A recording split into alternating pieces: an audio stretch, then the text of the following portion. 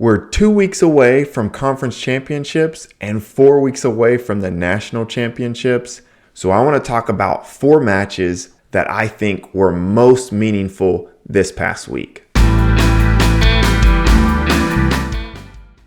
Coming in at number 4 was Tony Cassioppi keeping it close, very competitive, almost beating Mason Parris. Mason Parris won the match 9-7, but it looked like late Tony Cassioppi might pull off the upset. As far as heavyweight matches go, this was a wild match. It was fun to watch. And Tony Cassioppi, I'm going to say it in my opinion, he should have gotten 4 near fall points when he was holding Mason Parris on his back after that danger count takedown. I believe that should have been 4. Because if Tony Cassioppi is flipped and his head is up by where his feet were, so basically if he's on Mason Parris's back in kind of a leg riding position, the ref's swiping there. I'm guarantee you the ref is swiping there and giving back points. But because it was a little bit of a different position, I think the ref held and didn't give the back points. So I think Tony probably should have won this match. But nonetheless, Mason Parris won. In the third period, Tony was just dog tired. He was exhausted. Mason Parris kind of did a fake shot, and Tony just kind of collapsed to his knees, and Mason Parris went around for the go behind and rode him out to the end of the period. So why do I think this match is noteworthy?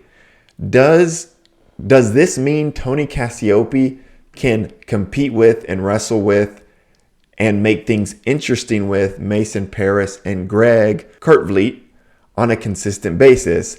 And I think maybe it could be interesting at the Big Ten tournament and the national championships, but I think Tony Cassioppi has to get in different awkward scramble positions. I don't think he's going to be able to win in a hand fight, shoot to the leg, a traditional takedown battle, ride out battle.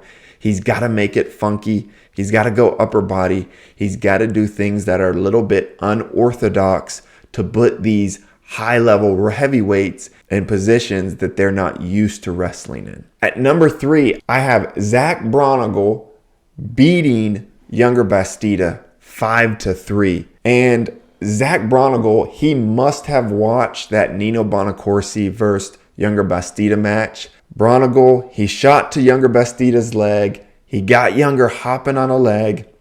And then he didn't even attempt a trip until he got Younger Bastida's foot up on his shoulder. And only then did Zach Bronigal attempt a trip and was successful, and he got the takedown. He put on a tough ride, and he beat Younger Bastida. And the reason why this is noteworthy to me, 197 was already a hot mess. It was already jacked up. And this just makes it even more of a nightmare. The seating committee is going to have a nightmare trying to figure out number 4 through 12 because they've all beaten each other. They've all lost to each other. And no matter how it shakes out, none of them are really going to have an argument against what they were seated because they all had opportunities to win and they all had losses along the way. I mean, just from this match alone, you have Zach Bronigal, who he has losses to Silas Allred and Cam Caffey, but then now he has wins over Jacob Warner and Younger Bastida. And Younger Bastida, while we view him as a top 5 guy, his best win is Jacob Warner, who hasn't had such a great year. And so that Rocky Elam versus Younger Bastida match that we're going to see later this week and at the Big 12 tournament is going to be monumentally important for both of those guys to improve their seeding at the national tournament. Because Rocky Elam hasn't wrestled a lot. His best win is over number 12 Owen Pence, and he has a loss to Luke Serber. And so these guys are going to need a quality win to show the committee that they deserve a top 5, a top 6 seed. Which right now, if Younger Bastida is seeded number 9, he's not going to have much of an argument to say, I should have been seeded higher. And that takes us to number 2, Austin O'Connor dominating, controlling Bryce Andonian. Austin O'Connor is the real deal. He is back from his ACL tear injury. He's obviously fully healthy now. He's wrestling great. So he's the real deal. And it sounds a little bit silly to say that because he was a national champ, but he didn't have a national champ type year last year.